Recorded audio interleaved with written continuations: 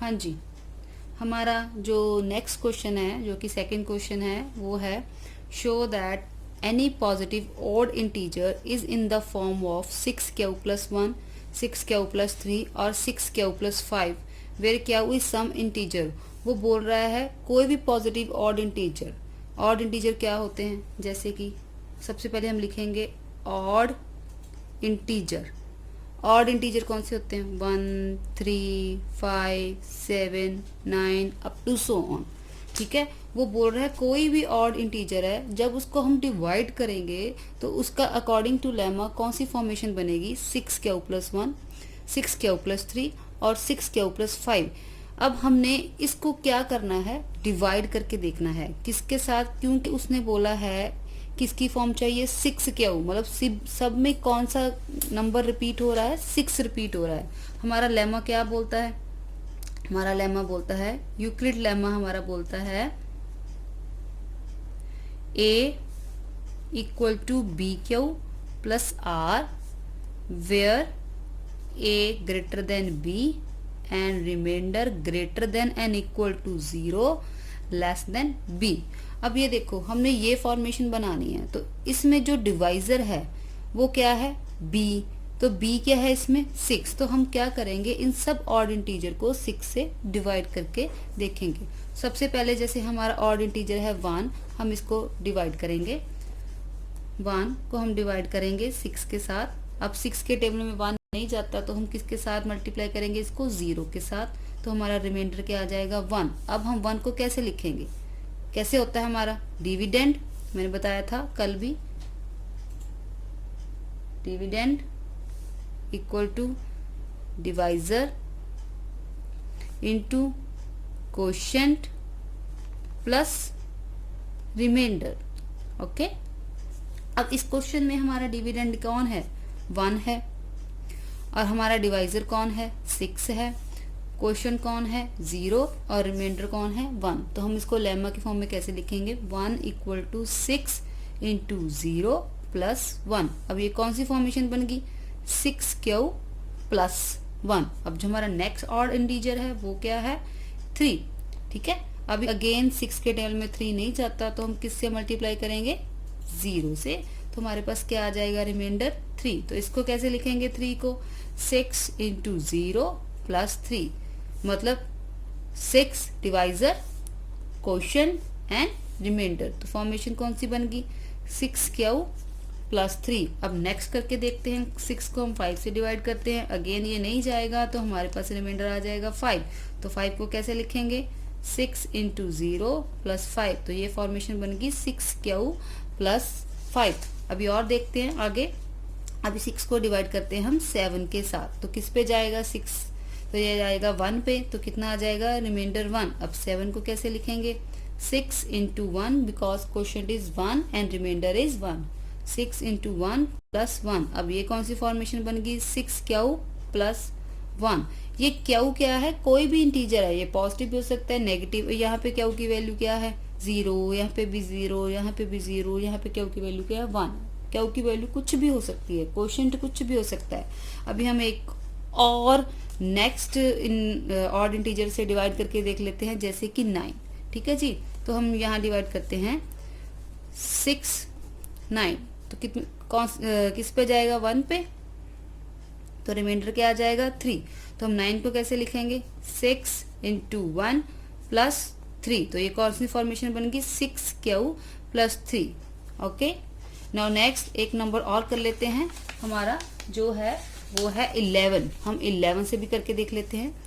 6, 11। तो किस पे जाएगा? 1 पे ही जाएगा। तो रिमाइंडर क्या आ जाएगा? 5। अब 11 को कैसे लिखेंगे? 6 इंटू 1 प्लस 5। अब ये कौन सी फॉर्मेशन बन गई?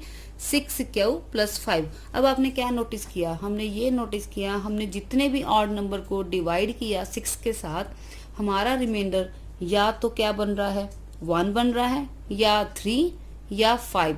दैट मीन उन सब की फॉर्मेशन कैसी बन रही है? 6q+1 या 6q+3 या 6q+5। तो हम लास्ट में कैसे लिखेंगे? So all positive odd integer is in the form of 6q plus 1, 6q plus 3 or 6q plus 5 where q is some integer. Okay, got it. इसका मतलब ये है कोई भी जो ऑड इंटीजर होगा उसकी फॉर्मेशन किस में होगी, 6q प्लस 1, 6q प्लस 3 और 6q प्लस 5 में। Got it, okay. हाँ जी, अगर हमें ये पूछ लेता कि every even positive odd integer is in the form, तो उसकी फॉर्मेशन क्या बन जानी थी, 6q प्लस 4 और 6q प्लस 2। हम इसको सॉल्व करके देखते हैं। यहां पे हम केस लिख लेते हैं फॉर इवन इंटीजर। अब इवन इंटीजर कौन से होते हैं, 2, 4, 6, ओके, 8, 10, 12। अब इनको अब सॉल्व करके देखते हैं। अगर हमने इस फॉर्मेशन में लेके आना तो कैसे आएगा, पहले 6 को 2 से डिवाइड करो तो क्या बन जाएगा, रिमाइंडर इज 2। ऐसे आप 6 को पहले 4 से डिवाइड कर लो, कितना आ जाएगा, रिमाइंडर इज 4। ओके, अब 6 को 6 से डिवाइड कर लो तो रिमाइंडर आ जाएगा 0। अब 6 को आप 8 से डिवाइड कर लो तो रिमाइंडर आ जाएगा 2। अब 6 को आप 10 से डिवाइड कर लो तो रिमाइंडर आ जाएगा 4। अब 6 को आप 12 से डिवाइड कर लो तो रिमाइंडर आ जाएगा 0। अब हम सबको लिखेंगे कैसे, 2 को कैसे लिखेंगे, 6 इंटू 0 प्लस 2 क्वेश्चन रिमाइंडर। अब 4 को कैसे लिखेंगे, 6 इंटू 0 प्लस 4 एंड 6 को कैसे लिखेंगे, 6 इंटू 1 प्लस 0 एंड 8 को कैसे लिखेंगे, 6 इंटू 1 प्लस 2 एंड 10 को 6 इंटू 1 प्लस 4 और 12 को 6 इंटू 2 प्लस 0। ये हम क्या कर रहे हैं, वही लेमा लगा रहे हैं, कौन सा, dividend equal to divisor into quotient plus remainder. ठीक है, तो हमारी ये कौन सी फॉर्मेशन बन गई, 6q प्लस 2 की, ये 6q प्लस 4 की, 6q प्लस 0 की, 6q प्लस 2, 6q प्लस 4 और 6q प्लस 0। तो आपने क्या नोटिस किया, अगर हमारे पास इवन इंटीजर आ जाते हैं तो हमारी जो फॉर्मेशन है वो किस फॉर्म की होगी, 6q प्लस 0, यानी कि आप उसको 6q भी बोल सकते हो, 6q प्लस 2 और 6q प्लस 4। सो यहाँ पे आप लिखो every even integer is in the form of 6q, 6q plus 2, 6q plus 4. Hence proved. Okay, ये हम जो कर रहे थे इवन इंटीजर के लिए कर रहे थे। अगर आपको ऑड के लिए पूछे तो आपने ऑड के लिए सॉल्व करना है, अगर आपको इवन के लिए पूछे तो आपने इवन के लिए सॉल्व करना है। चलो आइए अब हम नेक्स्ट क्वेश्चन सॉल्व करते हैं, जो कि है हमारा question number 3। An army contingent of 616 members is to march behind an army band of 32 members in a parade. The two groups are to march in the same number of columns. What is the maximum number of columns in which they can march? अब ये देखिए, सबसे पहले वो क्या बोल रहा है, हमारे पास 2 ग्रुप हैं, एक आर्मी बैंड का है, एक आर्मी के मेंबर्स हैं। जो आर्मी मेंबर हैं हमारे पास कितने हैं, 616, और जो बैंड के मेंबर हैं वो कितने हैं, 32। तो क्या बोल रहा है, जो बैंड है वो आगे आगे चल रहा है, उनके पीछे जो आर्मी के मेंबर हैं उनके पीछे पीछे चल रहे हैं। तो उन्होंने कुछ लाइनों में इनको डिवीजन की हुई है। तो हमसे ये पूछ रहा है, ये बताओ 2 group are to march in the same number of column. तो हमने बताना है ये जो दोनों ग्रुप हैं सेम नंबर ऑफ कॉलम में मार्च कर रहे हैं, तो हमने बताना है what is the maximum number of column, मतलब मैक्सिमम नंबर ऑफ कॉलम कितने हैं जिनमें ये मार्च कर सकते हैं। अब आप एक बात दिमाग में रखिए, अगर वो आपसे पूछ रहे हैं मैक्सिमम नंबर, अगर वो आपसे पूछ रहे हैं what is the maximum number, तो अभी मैंने आपको बताया था एचसीएफ का मतलब होता है हाईएस्ट कॉमन फैक्टर। अगर उसने पूछा है मैक्सिमम नंबर तो आपने क्या निकालना है, एचसीएफ। दैट मीन्स आपने दोनों का एचसीएफ निकालना है, किसका, 616, 32 का आपने क्या निकालना है, एचसीएफ। कैसे निकालेंगे? वैसे ही डिवीजन मेथड से। तो सबसे पहले हमारे पास जो 616 है वो 32 से हमारा क्या है? ग्रेटर है। ठीक है, तो हम इसको नॉर्मली कैसे क्या करेंगे? डिवाइड करेंगे, जो हम छोटी क्लासों में करते ही हैं। 616 को अंदर रखेंगे, 32 को बाहर रखेंगे। तो सबसे पहले 32 को हम जैसे 1 से मल्टीप्लाई किया तो 32 को हमने 2 से मल्टीप्लाई किया तो आ गया 64। तो 64 61 से ग्रेटर हो गया तो किस पे जाएगा? 2 पे जाएगा। तो हमारे पास कितना आ जाएगा? सॉरी, ये 1 पे जाएगा तो कितना आ जाएगा? 32। तो हमारा रिमाइंडर कितना आ जाएगा? 29। अब ऊपर से हम क्या कैरी करेंगे? 6, तो हमारा बन जाएगा 296। अब 32 को हम मल्टीप्लाई करेंगे अगर 10 से तो ऑब्वियस है 220 बन जाएगा। तो 32 को हम 9 से मल्टीप्लाई करते हैं तो हमारे पास आ जाएगा 288। तो अब किस पे जाएगा? ये 9 पे जाएगा। तो हमारे पास कितना आ जाएगा? 288। अब इसका जो रिमाइंडर आ जाएगा वो कितना आ जाएगा? 8। दैट मीन अब इसको डिवाइड करने के बाद हमारा रिमाइंडर 8 आ गया। मैंने आपको बताया था जब हमने एचसीएफ निकालना होता है तो रिमाइंडर को 0 लेके आना होता है। जब तक हमारा रिमाइंडर 0 नहीं आता तब तक हमारा एचसीएफ नहीं आता। अगर हमारा रिमाइंडर 0 नहीं आ रहा तो हमने जो रिमाइंडर है उसको बाहर रख के ऊपर वाले डिवाइजर को अंदर रख के उससे डिवाइड करना है। दैट मीन्स अब हमारा जो पहले डिवाइजर था 32 वो अंदर चला जाएगा और जो नया रिमाइंडर आया था वो हमने डिवाइजर बना लिया।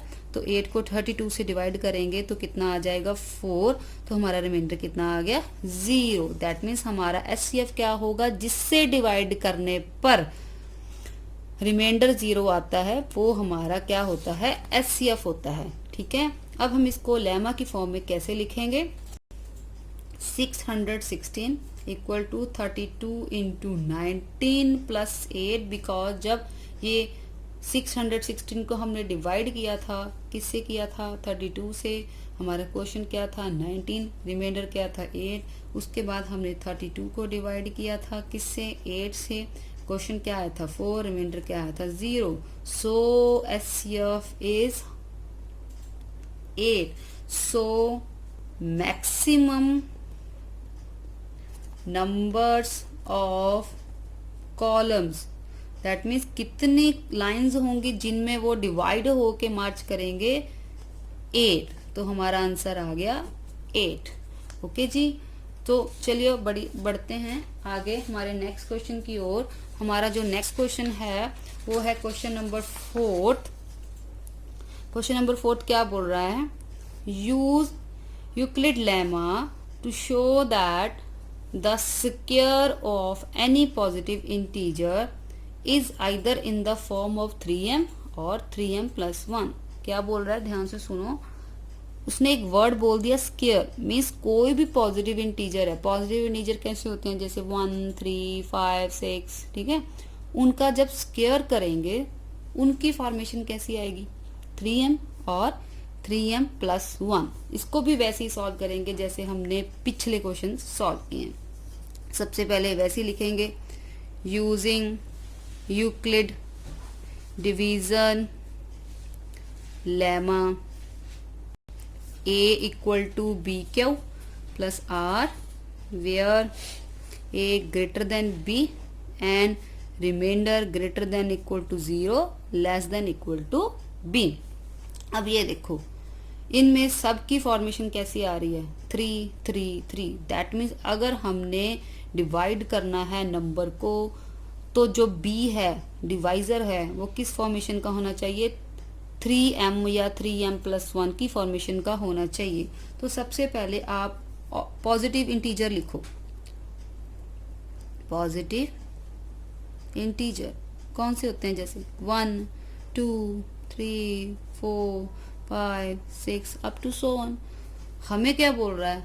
हमें बोल रहा है इनका स्क्वायर इस फॉर्म में आए तो इनके स्क्वायर कर लो। स्क्वायर ऑफ पॉजिटिव इंटीजर 1 का स्क्वायर क्या हो जाएगा? 1 का स्क्वायर, 2 का स्क्वायर, 3 का स्क्वायर, 4 का स्क्वायर, 5 का square up to so on. तो कितना आ जाएगा? 1 4 9 16 25 36 49। Got it. अब हमने इनको सॉल्व करना है, तो हमने किससे डिवाइड करना है? 3 से। तो सबसे पहले चलो चलिए 1 को डिवाइड करते हैं 3 से, रिमाइंडर अगेन 1, तो कैसे लिखेंगे 1 को? 3 इंटू 0 प्लस 1, कौन सी फॉर्मेशन हुई? 3m। Okay, come to next. अब 3 को डिवाइड करेंगे 4 से, तो रिमाइंडर कितना आया? 1। तो 4 को कैसे लिखेंगे?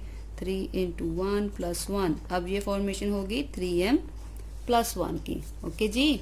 अब नेक्स्ट हम करेंगे 3 को 9 से डिवाइड। 3 3 दा 9 सबको पता ही है, तो 9 को कैसे लिखेंगे? 3 into 3 plus 0, that means 3m plus 0, या you can say that 3m। Come to next question में अब किसको डिवाइड करेंगे? नेक्स्ट नंबर हमारा क्या है? 16। तो अब 3 को डिवाइड करेंगे हम 16 से। 16 तो 3 5 द 15, रिमाइंडर अगेन 1, तो कैसे लिखेंगे? 3 into 5 plus 1, that means 3m plus 1। अब 3 को हम उससे डिवाइड कर लेते हैं 25 से, तो कितना आ जाएगा? 3 8 द 24, तो रिमाइंडर 1, तो कैसे लिखेंगे 25 को? तो लिखेंगे 25 को 3 इंटू 8 प्लस 1, इसकी फॉर्मेशन भी आ गई 3m प्लस 1।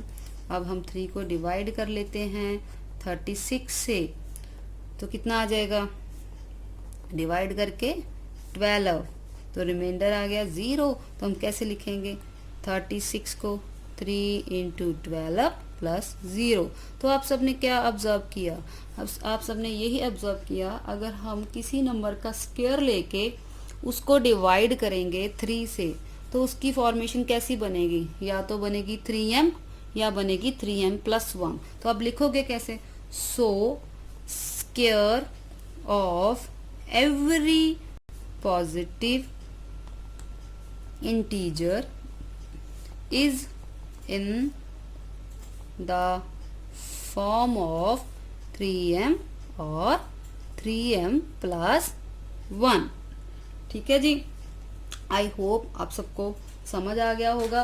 तो हम इसके बाद जो नेक्स्ट क्वेश्चन है हम उसको स्टार्ट करते हैं, वो भी बिल्कुल ऐसे ही है। अब ध्यान से देखिए अपना क्वेश्चन 5th। आई होप आपको समझ आ रहा होगा। इस मेथड से आप कोई भी क्वेश्चन कर सकते हैं। ठीक है जी। वो बोल रहा है using lemma show that the cube, अब इसमें कौन सा वर्ड हाईलाइट हो रहा है? Cube. The cube of any positive integer in the form of 9m, 9m plus 1, 9m plus 8। ठीक है जी। तो सबसे पहले हम वैसे ही चलते हैं अपने क्वेश्चन की ओर। यूजिंग यूक्लिड डिवीजन लेमा, क्या बोलता है lemma? a greater than b and a equal to b q plus r, where r greater than equal to 0 less than equal to b। ये तो आपको याद हो गया होगा अब तक तो। हाँ जी। तो हमने क्यूब लेने हैं सबसे पहले। वैसे ही हम सबके पॉजिटिव इंटीजर लिख लेते हैं। हाँ जी, वैसे ही पॉजिटिव इंटीजर। हाँ जी। तो पॉजिटिव इंटीजर हमारे पास कौन कौन से हैं जी? जैसे कि हमारे पास है जी 1 है, 2 है, 3 है, 4 है, 5 है, 6 है, 7 है, अप टू 1 है। अब इनके क्यूब करने हैं हमने। Cube of positive integers. Okay जी। तो क्यूब करके क्या आ जाएगा? 1 का क्यूब हमारे पास आ जाएगा, 2 का क्यूब, 3 का क्यूब, 4 का क्यूब, 5 का क्यूब, 6 का क्यूब, अप टू 1। तो हमारे पास क्या आ जाएगा? 1 का क्यूब 1, 2 का क्यूब 8, 3 का क्यूब 27, 4 का क्यूब 64, 5 का क्यूब 125 एंड 6 का क्यूब 216। ओके। हमने इतने नंबर नहीं लेने, हमने 5 या 6 नंबर लेके क्वेश्चन को प्रूव करना है। ओके। नाउ अब इसको हमने किससे डिवाइड करना है, आप सबको समझ आ गया होगा। इसकी फॉर्मेशन कैसी चल रही है? 9 9 9। तो डिवाइजर कौन है? 9। तो हम इसको 9 से डिवाइड करेंगे। आइए करते हैं। पहले हम 1 को डिवाइड करते हैं 9 से। Again question is 0, remainder is 1। तो 1 को कैसे लिखेंगे? 9 इंटू 0 प्लस 1, कौन सी फॉर्मेशन होगी?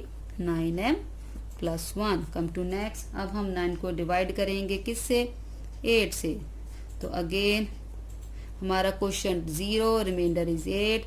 नाउ 8 को कैसे लिखेंगे, 9 into 0 plus 8, 9m plus 8। Come to next, third number हमारे पास कौन है, 27। तो 9 3 दा 27 होता है, तो रिमाइंडर आ गया 0। तो 27 को कैसे लिखेंगे, 9 इंटू 3 प्लस 0। ये कौन सी फॉर्मेशन होगी, 9m, ओके, या 9m plus 0। Now come to next, हमारा जो नेक्स्ट नंबर है, ठीक है जी, वो कौन सा है, हमारा है 64। अब हमने किसको डिवाइड करना है, 9 से 64 को। हाँ जी, 9 को 64 से हम अब डिवाइड करेंगे। तो कैसे डिवाइड करेंगे, हमारे पास आ जाएगा 9 7 दा 63। तो रिमाइंडर आ गया 1। तो 64 को कैसे लिखना है, 9 इंटू 7 प्लस 1। ये कौन सी फॉर्मेशन होगी, 9m प्लस 1। ओके, अब हमने नेक्स्ट नंबर कौन सा है हमारे पास, 125। तो कैसे करेंगे, 125 को सबसे पहले 1 पे गया तो कितना आ जाएगा, 9, रिमाइंडर आ गया 3, ऊपर से कैरी किया 5, अब 35 आ गया। अब कितना आएगा, ओह सॉरी, हाँ जी, हमारे पास आएगा 9 3 दा 27। तो अब हमारा जो रिमाइंडर कितना आ जाएगा, 8। तो अब 125 को कैसे लिखेंगे, 9 इंटू 13 प्लस 8। ये फॉर्मेशन होगी 9m प्लस 8 की। अब 9 को डिवाइड करेंगे 216 से। तो सबसे पहले ये किस पे जाएगा, 2 पे, 9 2 दा 18, ठीक है जी। उसके बाद हमारा रिमाइंडर आ जाएगा 3, कैरी करेंगे 6। उसके बाद किस पे जाएगा, 4 पे, 9 4 दा कितना होता है, 36। तो रिमाइंडर आ गया 0। दैट मीन्स 216 को कैसे लिखेंगे, 9 इंटू 24 प्लस 0। किसकी फॉर्मेशन आ गई, 9m प्लस 0 की।